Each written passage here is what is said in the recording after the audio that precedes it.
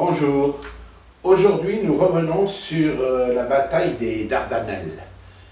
Et on va vous présenter cette carte. Vous voyez cette carte ici, c'est l'Europe. C'est ici que l'ensemble de la guerre va avoir lieu. Et puis ici, vous avez cette partie-là, qui montre aussi que sur cette partie-là, il y a eu, bien sûr, la partie qui nous concerne pour aujourd'hui, c'est-à-dire les Dardanelles. C'est-à-dire ce petit passage qui permet d'aller de la mer Égée à la mer Noire, à la Crimée, remonter l'Ukraine et attaquer l'Allemagne en revers. La bataille des Dardanelles, c'est ici que ça s'est présenté. Donc on a ce passage qui va de la mer Égée à la mer Marmara, et on peut voir les villes importantes de cette région, c'est-à-dire Çanakkale et puis Gallipoli. Et ici, on a cette fameuse presqu'île de Gallipoli.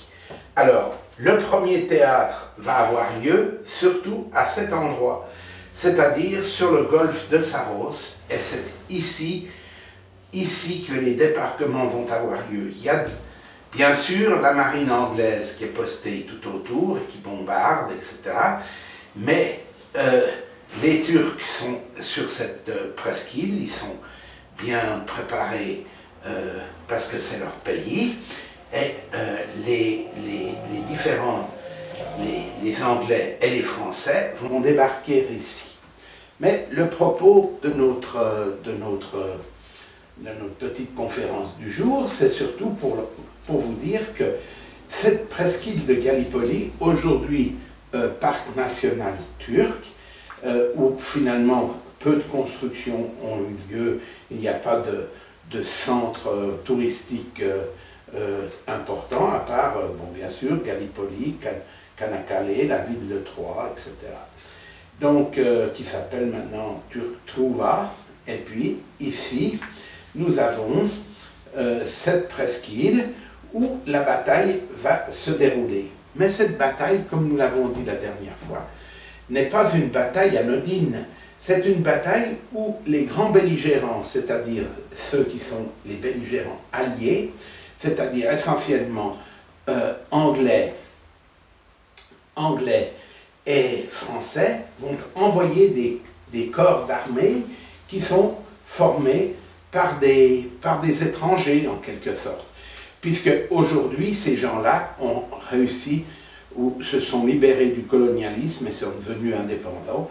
Donc ça reste pour eux un sanctuaire important, et on ne devrait pas oublier, quand on va faire la mémoire de la guerre 14-18 pendant ces périodes actuelles, c'est-à-dire en présent aujourd'hui 2015-1915, la bataille ici a eu lieu la première fois le 24 avril, mais il y en a eu d'autres tout au long du printemps et de l'été 1915. Elles ont été beaucoup les combats se sont surtout déroulés grâce à des gens qui sont venus de ce qu'on pourrait dire aujourd'hui l'étranger. Alors, on va vous représenter de nouveau ici des soldats de Anzac. Donc, vous voyez ici, il porte son ami qui est blessé. Il le transporte pour aller jusqu'au point de secours. Ici, vous avez une autre légion très importante. C'est la première fois qu'on a des proto-israéliens, c'est-à-dire que ces gens sont la légion juive. Donc cette légion juive, ici vous avez les principaux protagonistes de cette légion, qui ont pour la première fois combattu sous un drapeau israélien.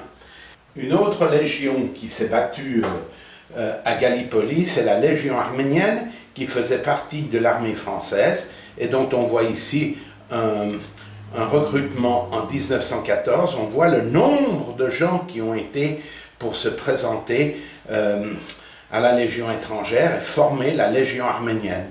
Ici, vous avez les Tchèques qui sont venus à travers l'armée française, mais qui portent quand même leur propre drapeau.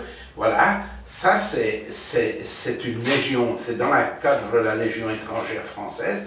vous avez des Tchèques, comme vous avez également des Zouaves, c'est-à-dire des gens qui viennent d'Algérie et qui vont aussi tomber dans cette région, qui vont remonter très très haut jusqu'à Sébastopol, puis après jusqu'aux frontières de l'Allemagne, magnifiques combattants, les Zouaves.